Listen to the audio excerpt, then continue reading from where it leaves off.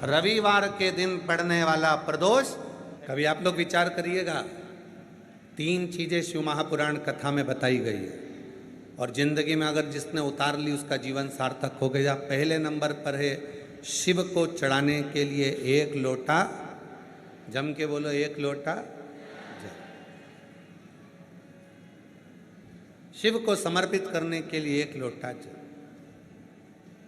दूसरे नंबर पर रोग को मिटाने के लिए शंकर पर चढ़ा हुआ जल, शिव पे चढ़ा हुआ जल का आचमन कायिक, वाचिक और मानसिक 3 तापों को समाप्त कर दे। और तीसरे नंबर पर है जब व्यक्ति हर तरह से टूट जाए, सारा दुख उसके माथे पर आ जाए, कोई रास्ता नजर ना आए, तकलीफों में अगर वो घिरा हुआ है, तो रवि प्रदोष के दिन बेलपत्र के वृक्ष को लगा दे और उस वृक्ष का सेवन करना, उसकी सेवा करना प्रारंभ कर दे, तो जिंदगी में 7 जन्म तक भी संपदा की कमी नहीं आ सकती।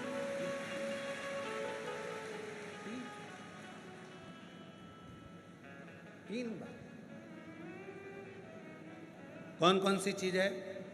जम के बोलो। पहले नंबर पर, आवाज नहीं आई, जम के बोलो, 1 लोटा जल। दूसरे नंबर पर शिव पर चढ़े हुए जल का, उस जल को पी। शिव कथा कहती है 3 चीजें हैं। पहले नंबर पर 1 लोटा जल, दूसरे नंबर पर शिव पर चढ़ा हुआ जल का आचमन, और तीसरे नंबर पर है रविवार के दिन प्रदोष पड़े और उस दिन लगाया गया बेलपत्री का वृक्ष जीवन में 7 जन्म तक भी संपदा को कम नहीं होने देता। रवि प्रदोष में, रविवार का यदि प्रदोष का व्रत पड़ा है, रविवार के दिन यदि प्रदोष पड़ी है, उस प्रदोष के दिन, प्रदोष काल में, प्रदोष काल जब सूर्य डूबने पर हो, चंद्र उगने पर हो, और उसी समय पर जो प्रदोष काल होता है, उस प्रदोष काल में यदि एक बेलपत्री का वृक्ष कहीं पर लगाया गया है और उस बेलपत्री के वृक्ष को आप हमेशा स्मरण करना प्रारंभ कर दें, प्रदोष के दिन उसके नीचे दीप लगाना प्रारंभ कर दें, कभी किसी के आगे हाथ फैलाने की जरूरत नहीं पड़ती, अपन स्वयं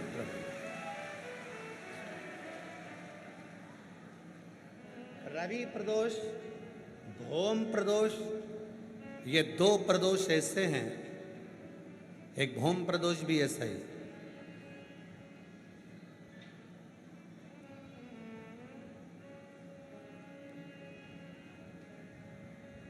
महाराज, मंगलवार का दिन हो,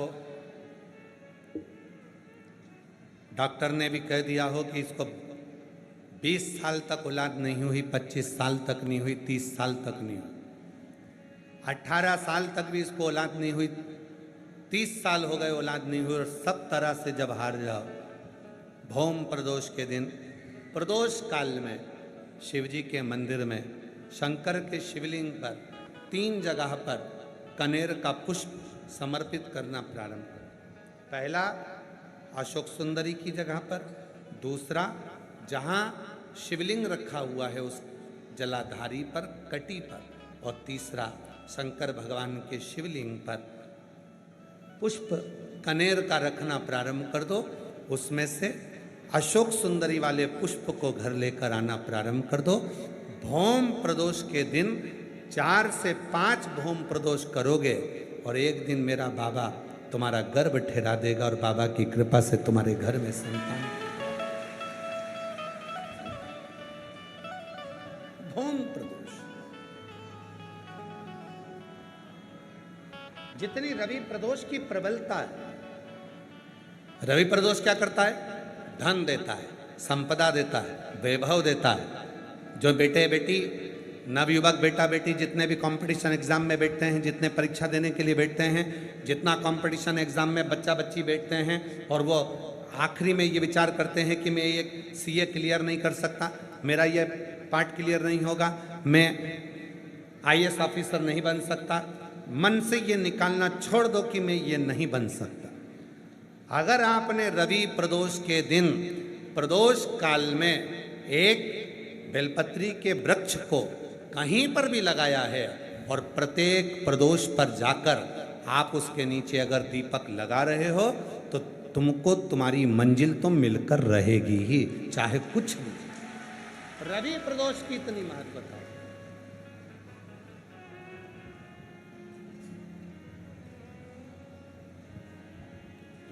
शिव करुणा के सागर। शिव महापुराण की कथा कहती है ये तीन चीजें हमारे जीवन को सुख देती। एक लोटा जल शिव को चढ़ाना प्रारंभ किया, हमारे धीरे धीरे मार्ग सुलभ होते चले गए, मार्ग खुलते चले, मार्ग खुलते चले, सुलभ हो गए मार्ग।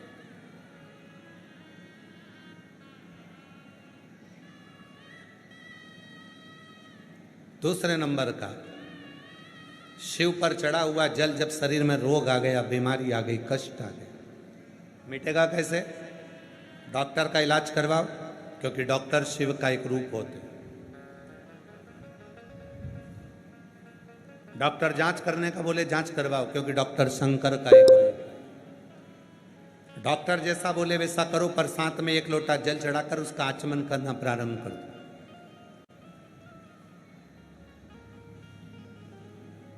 मिल जाए कुबेरेश्वर धाम का यदि रुद्राक्ष, उसको तांबे के लोटे में गलाओ, सुबेरे शिव जी को जल चढ़ाओ, उस जल को लेकर आ जाओ, वो जल आचमन करना प्रारंभ करो, थोड़ा थोड़ा 3 बार उसका आचमन करो। धीरे धीरे धीरे धीरे मेरा कुबेर भंडारी ऐसी कृपा करेगा कि एक ना एक दिन कुबेरेश्वर धाम पर तुम्हें बुला ही लेगा, कृपा करेगा।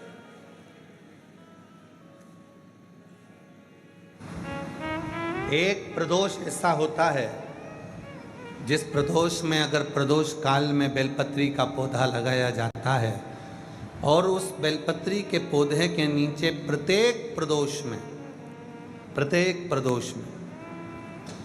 अगर दीप लगाया जाता है तो व्यक्ति एक जन्म तो क्या 71 जन्म तक भी कभी कंगाल नहीं होता, धन वैभव में बढ़ता चला। कौन सा प्रदोष है?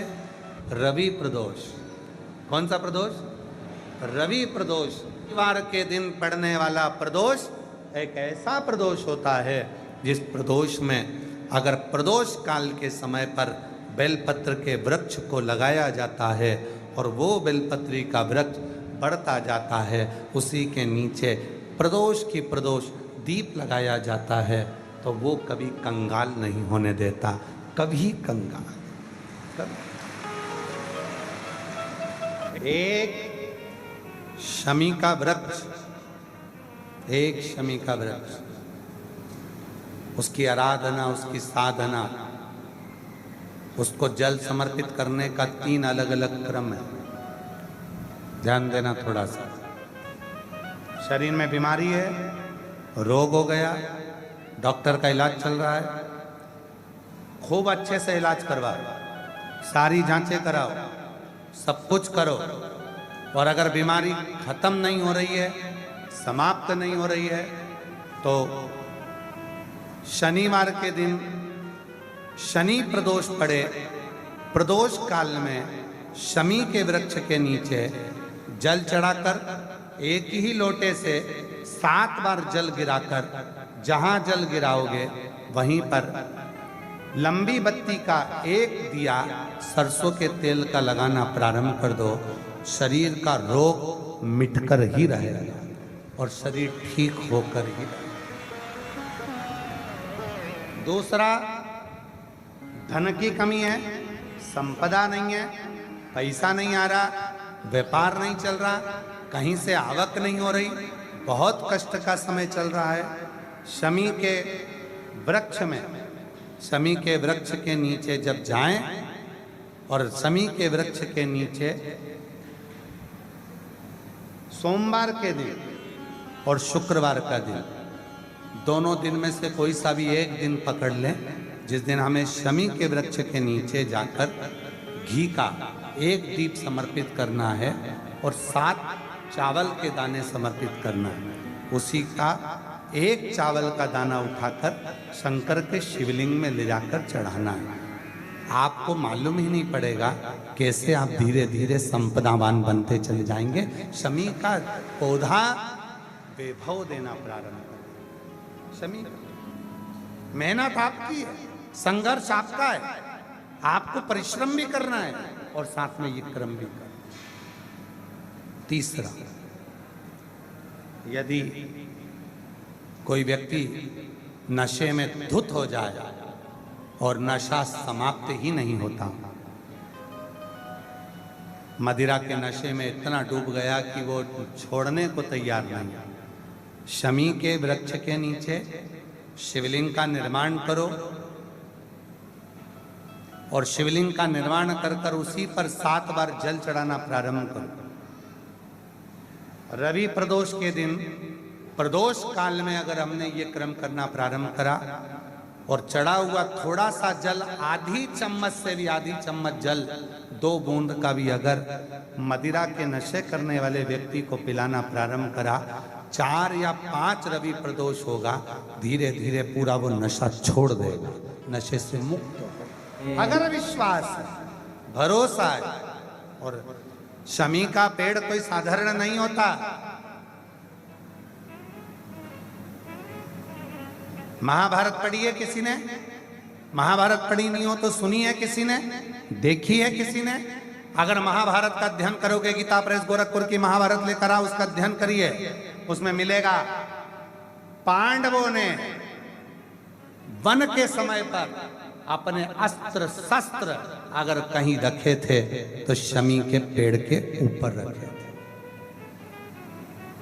कालिदास जी ने, महाकवि कालिदास जी ने अगर कोई ज्ञान प्राप्त करा था तो शमी के वृक्ष के नीचे करा था। शमी के नीचे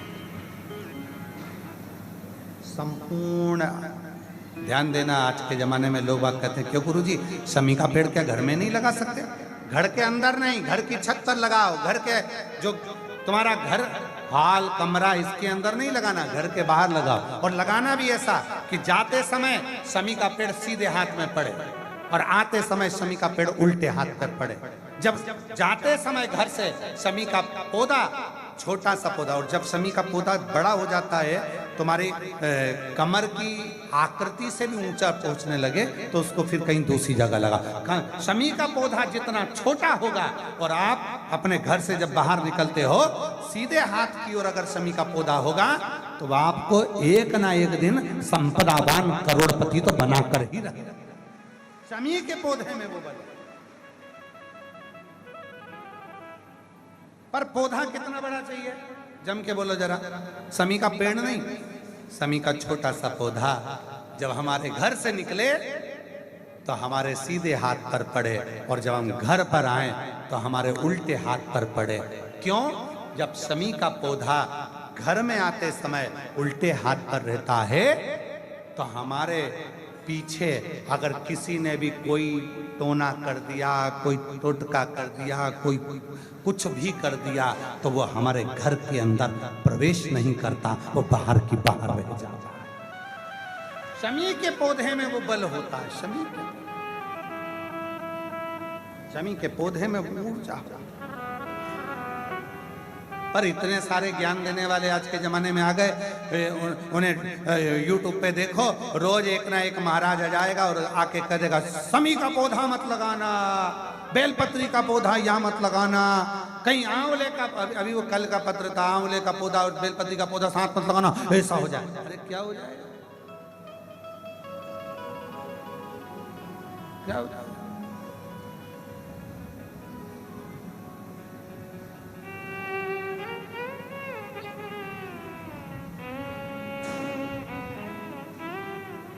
ए, वो एक लाइन याद कर लो, बाबूजी।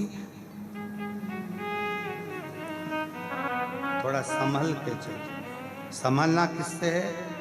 जो ये दिन रात हमारे सनातन धर्म को आगे बढ़ने से रोक रहे हैं। आप सनातन को आगे बढ़ाओगे। आपने कहा कि शिव जी पे चढ़ा हुआ जल पीना प्रारंभ करो तो बहुत सारे ज्ञान देने वाले मिलेंगे, बिल्कुल मत पीना। आपने कहा कि बेलपत्र जब बहुत बीमारी हो तब छोटी सी बेलपत्र का, जरूरी नहीं कि पूरी बेलपत्र का, बेलपत्र का मात्र जैसे मेरी जीजियां माथे पर बिंदी लगाती हैं उतनी बिंदी के बराबर भी जरा सा बेलपत्र का अंश मात्र भी शिव पर चढ़ा हुआ अगर तुम्हारे मुख में जा रहा है, समझ लेना तुम्हारे भीतर कोई बड़ी बीमारी कभी जिंदगी में नहीं आ सकती और वो बीमारी का हल हो। जरूरी नहीं कि पूरा पत्ता खाओ, जरा सा बिल्कुल जरा सा जो बिंदी के बराबर भी हो, वो एक बिंदी।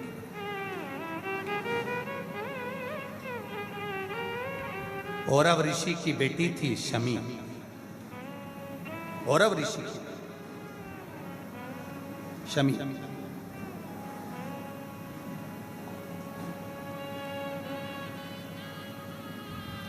किसी ने बता दिया आपको शनि लग गया, 7.5 है, ढैया है, परेशान हो रहे हो, बहुत तकलीफ में। शमी वृक्ष के नीचे जाना, वहां की मिट्टी का तिलक लगाना, बिंदी, और अपने काम पर निकल जाना। 4 दिन तक लगातार कर कर दे, 5वें दिन आकर अपना पत्र कुबेरेश्वर बाबा की भूमि पर देकर जाएगा कि मेरे को मेरे बाबा ने कृपा करना प्रारंभ। शमी का पौधा, बेलपत्र का पौधा,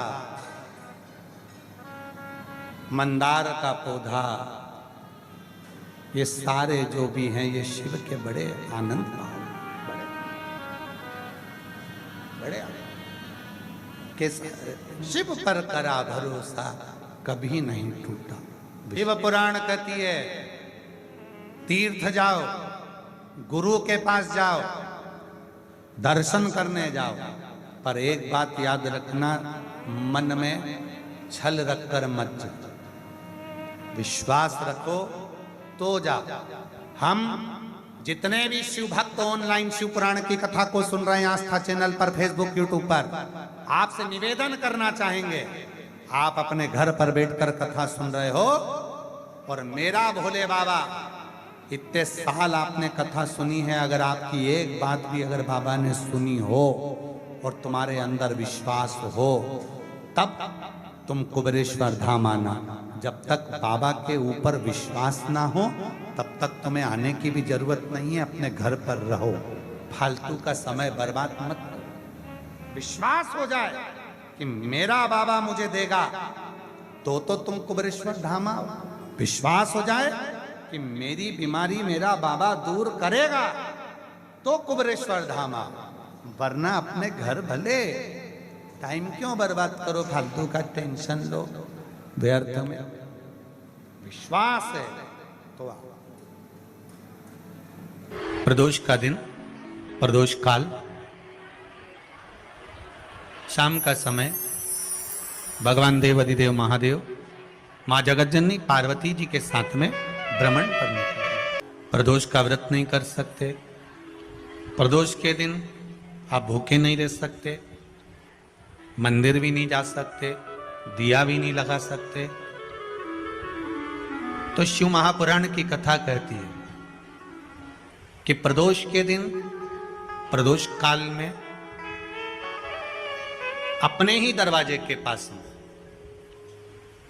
देवाधिदेव महादेव का स्मरण कर कर लक्ष्मी की वृद्धि के लिए, कार्य सिद्धि के लिए, संपदा को प्राप्त करने के लिए आप अपने ही दरवाजे के पास में एक दीप लगा सकते हो। कौन से दिन? प्रदोष। एक बात और अच्छे से समझ लीजिए, जो बच्चे चिड़चिड़े होते हैं, चाहे घर में बेटे हों, बहुएं हों, सास हो, ससुर हो, परिवार में छोटे छोटे बच्चे हों, चिड़चिड़ प्रवृत्ति करते हों या चिड़चिड़ा स्वभाव हो, जरा जरा सी बात में क्रोध आ जाता हो, बोलने का भान नहीं रह पाता हो, शब्दों के बाण चलते हो, तो महाराज प्रदोष के दिन, प्रदोष काल में बेलपत्री के पेड़ के नीचे एक जो पत्ता आपके पास में हो, पान का मिल जाए तो पान का, पीपल का मिल जाए तो पीपल का, बेलपत्र का मिल जाए तो बेलपत्र का, उस पत्ते पर मात्र थोड़ा सा शहद और 7 दाने चावल के रखकर घी का दिया लगा दो महाराज, और थोड़ा सा जल हाथ की अंजलि में लेकर भगवान देवाधिदेव महादेव का स्मरण कर कर कि इस बेलपत्री के वृक्ष के नीचे माता लक्ष्मी, पार्वती, सरस्वती विराजमान है। इसी बेलपत्री के पेड़ के नीचे मेरे देवाधिदेव महादेव का 12 ज्योतिर्लिंग का स्वरूप प्रकट है।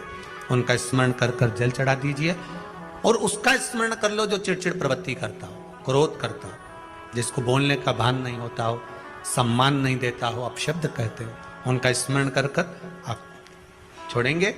एकदम एक प्रदोष करेंगे, दूसरे प्रदोष तक तो आपको कोई दिक्कत ही नहीं। 2-3 प्रदोष कर कर देखिए, बाबा कृपा करें। बच्चों को पढ़ने का कह रहे हो, पढ़ने बैठो, पढ़ने बैठो, पढ़ने बैठो, पढ़ने बैठो, तो एक आध प्रयास बच्चों के लिए भी कर लिया करो कि भाई ठीक है।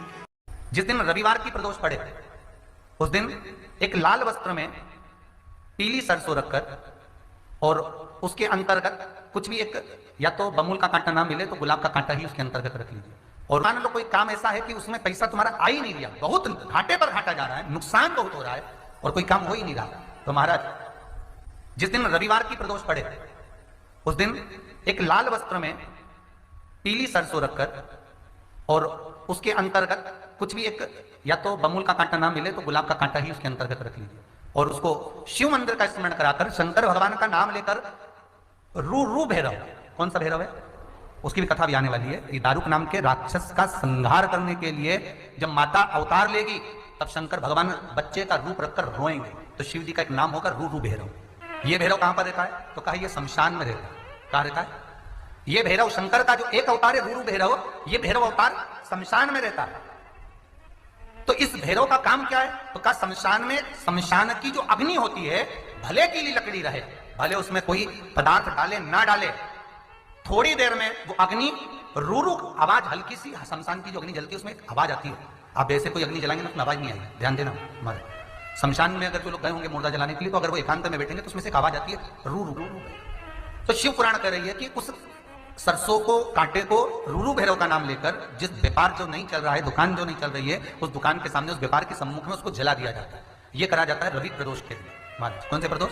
रवि प्रदोष के, जो सुख का भान कराता है, व्यापार की उन्नति के लिए, समृद्धि के लिए, लक्ष्मी के लिए इसका प्रयोग किया जाता है। तो यहाँ पर दारुक नाम का जो असुर है, दारुक नाम का जो राक्षस है, उसका एक ही कहना है कि मैं मरूं, मना नहीं है ब्रह्मदेव पर, वो मरने का। रवि प्रदोष है, कहते हैं रविवार का यदि प्रदोष पर्व पड़े ना, और शिव जी को 3 चीजें रवि प्रदोष के दिन दी जाती हैं। पहले नंबर पर 1 लोटा जल, दूसरे नंबर पर प्रदोष काल में दीपदान, और तीसरे नंबर पर भगवान शंकर के नाम का उच्चारण।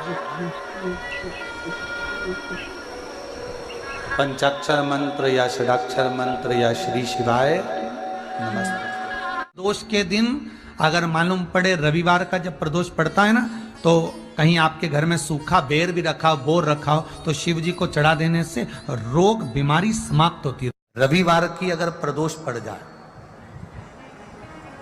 कौन से दिन? रविवार की प्रदोष के दिन ये प्रयोग अवश्य कर कर देखिएगा। ज्यादा बार नहीं करना है, केवल एक ही बार करना, बाबा स्वयं कृपा करेगा।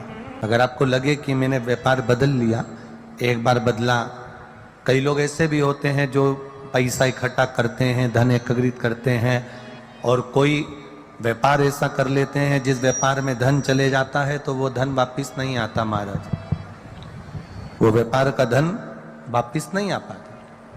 तो बड़े दुखी होता है कि भाई मेरा गया हुआ पैसा नहीं आ रहा, मैं बड़ा कष्ट में हूं, मेरा खुद का ही आ जाए ना तो मैं निहाल हो जाऊं, मेरा अपना ही नहीं आ रहा जो गया हुआ है, तो मैं क्या वर्णन करूं, उसको क्या कहूं। उस व्यापार को बदलने से पहले एक काम जरूर कर कर देखो। 3 स्थान पर बेलपत्र को चढ़ाकर देखिएगा। धन भी हमारा कहीं डूब गया, आ नहीं रहा है, तो प्रयास करना 3 स्थान पर चढ़ाई गई बेलपत्र हमें सुख का अनुभव करा देती है। बहुत ध्यान लगाइएगा। पहला, अशोक सुंदरी की जगह। अब ये बेलपत्र जब भी आप चढ़ाएंगे तो रविवार की अगर प्रदोष पड़ जाए, कौन से दिन? रविवार की प्रदोष के दिन ये प्रयोग अवश्य कर कर देखिएगा। ज्यादा बार नहीं करना है, केवल एक ही बार करना, बाबा स्वयं कृपा करेगा। अपने मंदिर में, अर्थात अपने घर के पास कोई मंदिर हो, शिवालय हो, देवालय हो, जहां शंकर भगवान विराजमान हो, शिवलिंग हो, ऐसी जगह पर अवश्य करें। हमें कहीं दूर जाकर ये प्रयोग नहीं करना है। अपने शिवालय, अपने जो घर के आसपास में शिवालय हो वो। एक बेलपत्र अशोक सुंदरी वाली जगह। अब उसको अशोक सुंदरी की जगह पर भी चढ़ाने का तरीका क्या है? जब हम बेलपत्र चढ़ाएंगे तो उस बेलपत्र को चढ़ाते समय आपकी जो बेलपत्र की डंडी है, इस डंडी का भाग शिवलिंग की ओर होना चाहिए। ये जो डंडी है, इसका भाग अशोक सुंदरी पर जब चढ़ाएंगे तो शिवलिंग की ओर इसका भाग होगा महाराज। दूसरी, बेलपत्र को जब हम समर्पित करेंगे, जया, विषहरा, शामरीवारी, दौतली, देव। मान लो जलाधारी ऊपर नहीं है शंकर जी के, तो उसका स्मरण कर कर 5 कन्याओं का नाम लेकर जया, विषहरा, शामलीवारी, दौतली, देव, इनका स्मरण कर कर शंकर भगवान के शिवलिंग पर बेलपत्र रखेंगे। बेलपत्र कहां रखना है? आप अगर यहां बैठे हो तो आपके विपरीत में डंडी का मुख होना चाहिए। ये बेलपत्र की जो डंडी है, इसका मुख आपके विपरीत में हो। आप यहां बैठे हो तो डंडी उधर होगी, आप इधर बैठे हो तो डंडी का मुख इधर होगा, आप उधर बैठे हो तो डंडी का मुख इधर होगा। आपके ठीक विपरीत की ओर डंडी का मुख हो।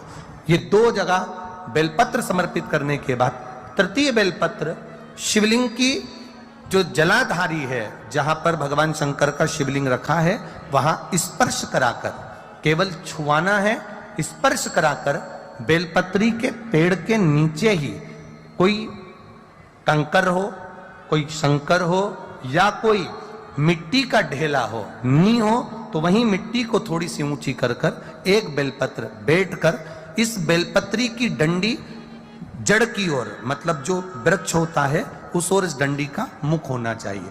ये 3 रविवार के प्रदोष के दिन शंकर भगवान पर चढ़ाई गई बेलपत्र से हमारा गया हुआ धन भी पुनः आने का रहता है, और हमारा जो व्यापार बार बार बंद हो रहा है, शिव की कृपा से एक बार चालू तो चालू हो ही जाता है। प्रदोष का दिन, प्रदोष काल,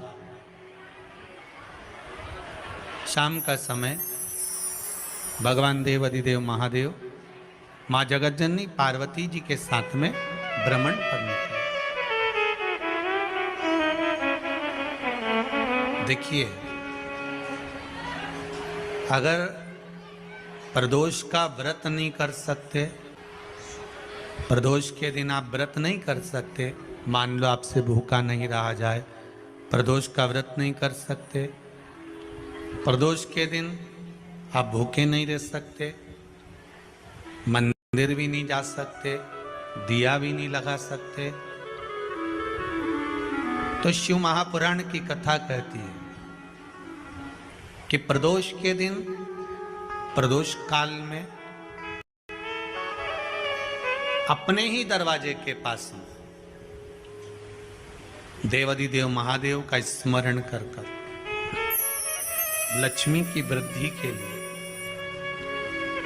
कार्य सिद्धि के लिए, संपदा को प्राप्त करने के लिए आप अपने ही दरवाजे के पास में एक दीप लगा सकते हो। कौन से दिन? प्रदोष के।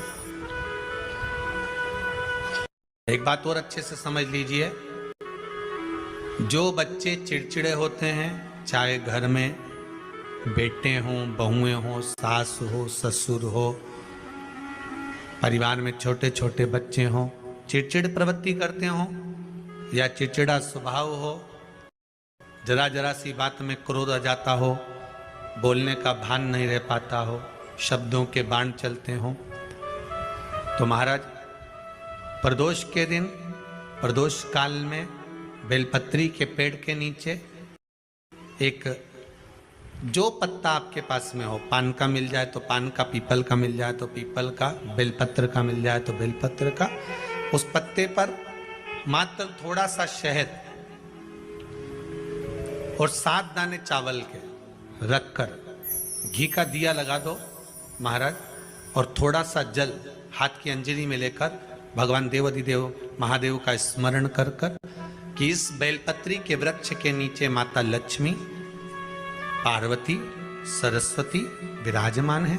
इसी बेलपत्री के पेड़ के नीचे मेरे देवाधिदेव महादेव का 12 ज्योतिर्लिंग का स्वरूप प्रकट है। उनका स्मरण कर कर जल चढ़ा दीजिए और उसका स्मरण कर लो जो चिड़चिड़ प्रवृत्ति करता हो, क्रोध करता हो, जिसको बोलने का भान नहीं होता हो, सम्मान नहीं देता हो, अपशब्द कहते हो, उनका स्मरण कर कर आप छोड़ेंगे।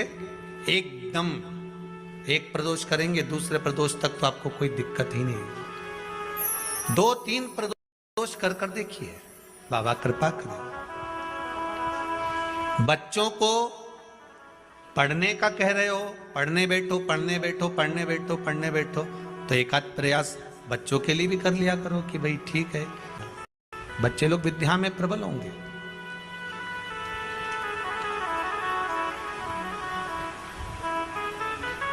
शिव उपासना का जो फल है वो 1000 गुना का लगे।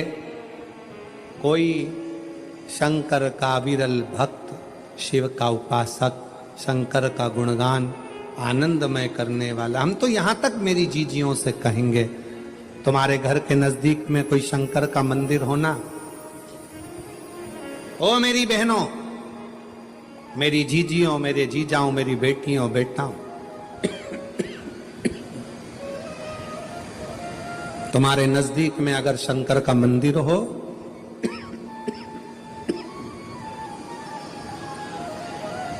तो उस शिव मंदिर में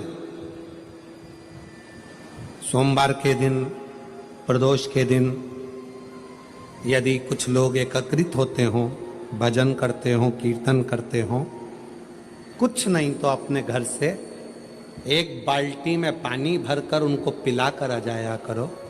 पानी नहीं हो तो थोड़ी खड़ी शक्कर ले जाया करो, थोड़ा गुड़ ले गए, उनका मुख झूठा करा दिया करो। क्यों? क्योंकि शिव भक्त के शरीर की हड्डी का स्पर्श भी राक्षस को हो गया, वो तर गया। अगर कोई शंकर का भक्त है और उसका मुख हमने झूठा करा दिया तो हमारे घर के भंडारे कभी खाली नहीं होते, भरे भरे। करना क्या है? जब व्यक्ति को ऐसे गलत विचार आने लगे हैं पूजन के समय पर, अच्छी जगह पर, ये गलत गलत विचार, आप गलत कर नहीं रहे हो, आप मांसाहार नहीं कर रहे हो, आप किसी स्त्री को गलत नहीं देख रहे हो, आप किसी पुरुष को गलत नहीं देख रहे हो, आप किसी मदिरा की दुकान पर नहीं गए हो, पर आपकी विचार धारणा में अगर ये चीजें पूजन करते समय, भजन करते समय, अर्चना करते समय, मंदिर जाते समय, मंदिर में बैठते समय, मंदिर में उपवास करते समय तुम्हारी बुद्धि में अगर ये चीजें आ रही हैं, मन में अगर ये चीजें पाठ करते करते भी अगर आ रही हैं, तो समझ लेना कि आपके ऊपर कहीं ना कहीं किसी ना किसी रूप में कोई अन्न किसी के घर का ऐसा खा लिया है जिसके कारण तुम्हारी बुद्धि थोड़ी सी भ्रष्ट हुई है। उसको सुधारें कैसे, उसको संवारें कैसे? अब किसी ने यही प्रसंग को सुनकर कहा, गुरुजी अगर किसी के घर का अन्न खाया है तो अन्न खाने के बाद तो वो पच गया, पचने के बाद वो गंदगी में निकल भी गया। अब तो वो विचार आना बंद हो जाना चाहिए। अब तो 1 साल हो गया, 2 साल हो गया, 1.5 साल हो गया, 6 महीना हो गया, तो भी वही विचार आ रहा है। तो हमारा निवेदन है, भोजन करने के बाद भोजन पच जाता है, भोजन करने के बाद भोजन समाप्त भी हो जाता है, पर उस भोजन से जो रक्त की 4 बूंदें बनती हैं वो इस शरीर में दिन रात तुम्हारे मरते दम तक दौड़ती रहती है, शरीर में वो रक्त की बूंद चलती रहती है। इसलिए विचार 1 साल, 2 साल, 4 साल, 6 साल, 15 साल जैसे चलते रहते हैं। उस विचारों को, गलत सोच को, गलत विचारों को, गलत दृष्टि को समाप्त कैसे करें? मेरी जीजियों, मेरे जीजाओं, मेरी बेटियों, बेटाओं, मेरी माताओं, मेरे भाई, मेरे बांधव, अपने को भी अगर गलत विचार आते हो, पूजन के समय पर पाठ करते करते गलत जगह पर अपना मन जा रहा हो, तो 5 प्रदोष, एक कटोरी में 1 चम्मच घी गाय का, देसी गाय का 1 चम्मच घी, 1 चम्मच भी ना हो तो आधी चम्मच घी, आधी चम्मच भी अगर घर में ना हो तो 2 बूंद घी, 2 बूंद भी ना हो तो देसी गाय का 1 बूंद घी अपनी हथेली में मध्य में लगाकर, जो शंकर भगवान का, भगवान शिव जी का जो शिवलिंग होता है, उस शिवलिंग के ऊपर के भाग पर अपनी हथेली को रखकर, और जो अशोक सुंदरी वाली जगह है उस जगह पर अपनी हथेली का घर्षण करना चाहिए। लगभग 5 प्रदोष अगर आपने कर लिया तो निश्चित है आपकी बुद्धि में कभी गलत विचार पूजन करते समय आएगा ही नहीं, और गलत दृष्टि की ओर जाओ।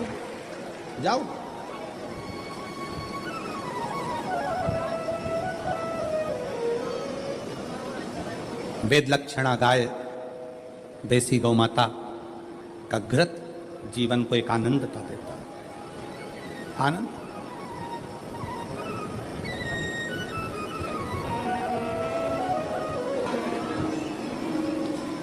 गौ माता का, देसी गाय का घृत, वेद लक्षणा गाय का 1 बूंद घृत हाथ की हथेली पर लगाकर शिवलिंग के ऊपर और अशोक सुंदरी की जगह पर घर्षण करने से जो गलत विचार, गलत सोच, गलत दृष्टि, गलत भाव, ये समाप्त हो जाता है, समाप्त हो। शिव महापुराण की कथा कर रहे हैं। 3 स्थान का स्पर्श रोग का निवारण कर देता है। 3 जगह पर चढ़ाया गया अक्षत हमारे मन को एकाग्रित कर और हमें अपनी मंजिल तक पहुंचा देता है। और प्रदोष और शिवरात्रि के मिलन का महोत्सव हमारे जीवन को आनंदता देता है। प्रदोष का दिन, प्रदोष काल का समय, भगवान शंकर प्रदोष के दिन, प्रदोष काल में अपने भक्तों के घर पर नंदी के कान में जो बोल कर जाता है, शिवजी नंदी पर बैठकर उस भक्त के दरवाजे पर उसका कल्याण करने के लिए प्रदोष के दिन, प्रदोष काल में पहुंचते हैं। हर हर प्रदोष के दिन, प्रदोष काल में देवाधिदेव महादेव उस शंकर के भक्त के घर जाते हैं जो भगवान नंदीश्वर के कान में कहकर जाता, नंदी के कान में जिसने कहा।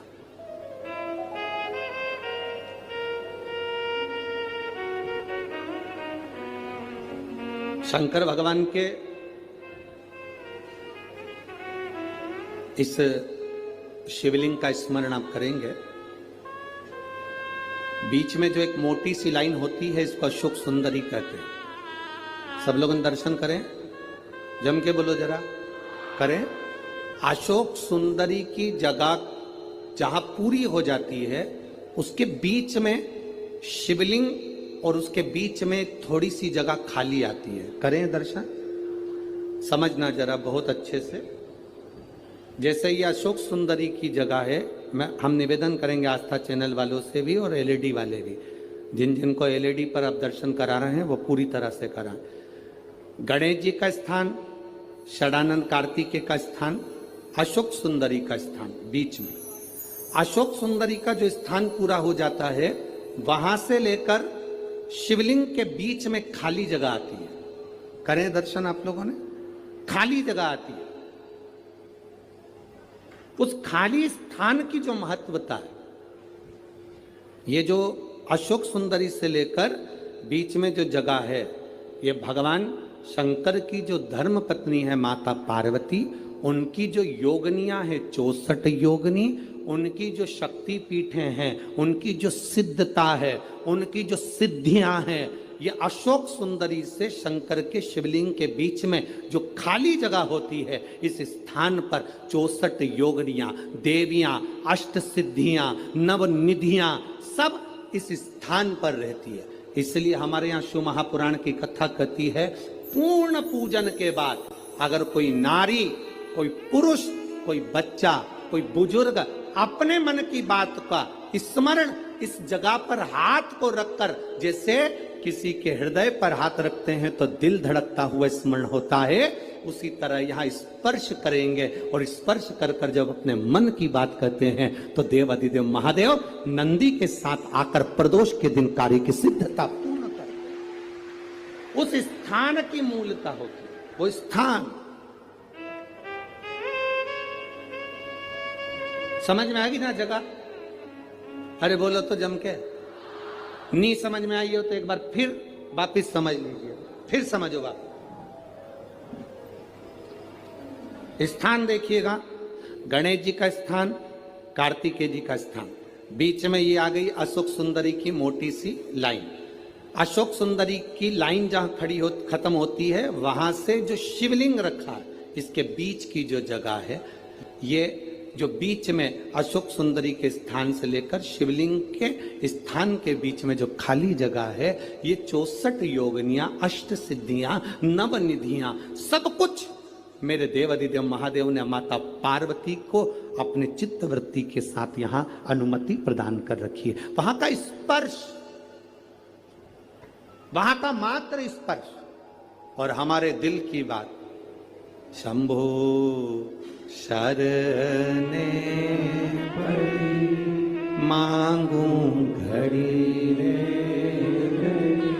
दुख काटो दया करी ने दर्शन। उस स्थान का स्पर्श हमें सुख देता, स्थान का स्पर्श।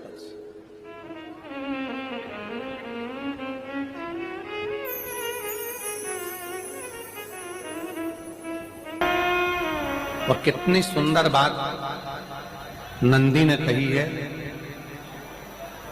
नंदी ने ये बात जो कही वो वास्तव में बड़ी सुंदर है कि मान लो यदि कोई कार्य तुम्हारा हो नहीं रहा और पूरी दुनिया में तुमने कर कर देख लिया, बहुत प्रयास कर कर देख लिया, तो भी वो कार्य अगर तुम्हारा नहीं होता, तो फिर एक काम करो कि शिव की स्तुति करो, शंकर की स्तुति, शंकर का गुणगान, शंकर की भक्ति, शंकर का स्मरण।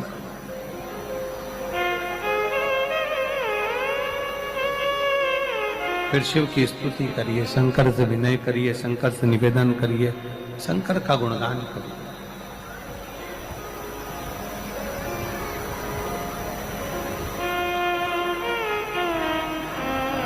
पर भगवान की भक्ति होती कब?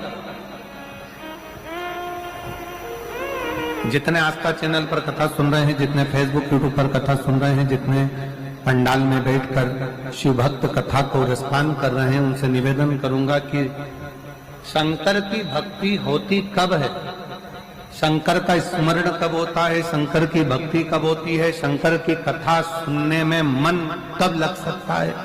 जब अपने भीतर की अभिमत्ता, अपने भीतर का अहम, अपने भीतर का अहंकार, अपने भीतर की आसक्ति, अपने भीतर का काम, अपने भीतर की तृष्णा जब दूर हो जाए, तो समझो कि आप शिव में मन लगा बैठे। दो जल व्यक्ति के जीवन को बदलते। कितने जल? जम के बोलो जरा। दो जल। एक देवाधिदेव महादेव के लिए भरा गया एक लोटा जल, और दूसरा है स्वयं के लिए भरा गया एक लोटा जल।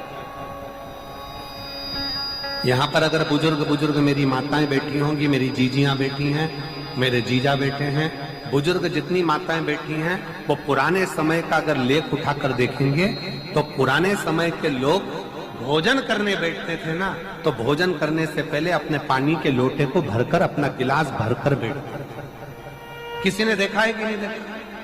जम के बोलो जरा, देखा है आप लोगों ने? पुराने समय के लोग जब भोजन करने बैठते थे, पुराने समय के लोग जब भोजन करने बैठते थे, तो अपना पानी का गिलास, अपना पानी का लोटा पहले भरकर आसन लग जाता था। बहू आसन लगा देती थी, बहू खाना बना देती थी, घर की पत्नी खाना बना देती थी, भोजन बना देती थी, घर के लोग भोजन दे देते थे। थाली कोई भी लगा कर ला कर दे, थाली कोई सजा कर ला कर दे, पर घर का जो व्यक्ति खाना खाने बैठता था, भोजन करने बैठता था, वो अपना पानी स्वयं भर कर बैठता था।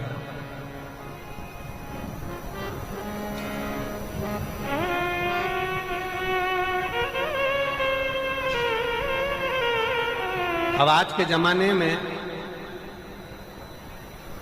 दुनिया के लोग कहते हैं मैं दुकान चला रहा हूं, दुनिया के लोग कहते हैं मैं घर चला रहा हूं, दुनिया के लोग कहते हैं मैं ये कर रहा हूं। तुम अपना खुद का पानी भरकर तो बैठ नहीं रहे और कह रहे हो कि घर चला रहा हूं। स्वयं का एक गिलास पानी व्यक्ति नहीं भर पा रहा। कितना सुंदर कहा है महाराज जी, बहुत सावधानी से सुनिएगा। दो जगह का जल व्यक्ति के जीवन को बदल देता है। एक शिव के लिए भरा गया जल और दूसरा स्वयं के लिए भरा गया जल। स्वयं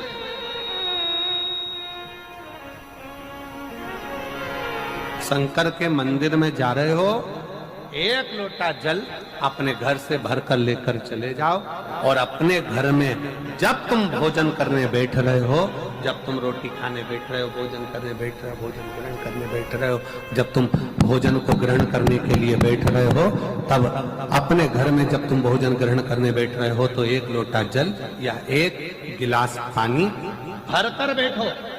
बहू अच्छी है, पानी भरेगी, मना नहीं है। बेटा अच्छा है, पानी भरेगा, मना नहीं है। पोता अच्छा है, पोती अच्छी है, नाती अच्छा है, पंती अच्छा है, घर में सब अच्छे। तुम्हारी पत्नी भी अच्छी है, तुम खाना खाओगे तो वो पानी ला कर दे देगी। तुम्हारी बहू भी अच्छी है, तुम भोजन करोगे तो वो पानी ला कर दे देगी। तुम्हारा परिवार का हर व्यक्ति अच्छा है, तुम्हारा कहना मानता है। तुम जिमने बैठोगे, भोजन करने बैठोगे तो वो पानी ला कर देगा। पर शिव पुराण की कथा कहती है, जो व्यक्ति भोजन करते समय अपना जल स्वयं भर कर बैठता है, उसकी जिंदगी में से 3 रोग समाप्त हो जाते हैं। कितने रोग समाप्त हो जाते हैं? 3।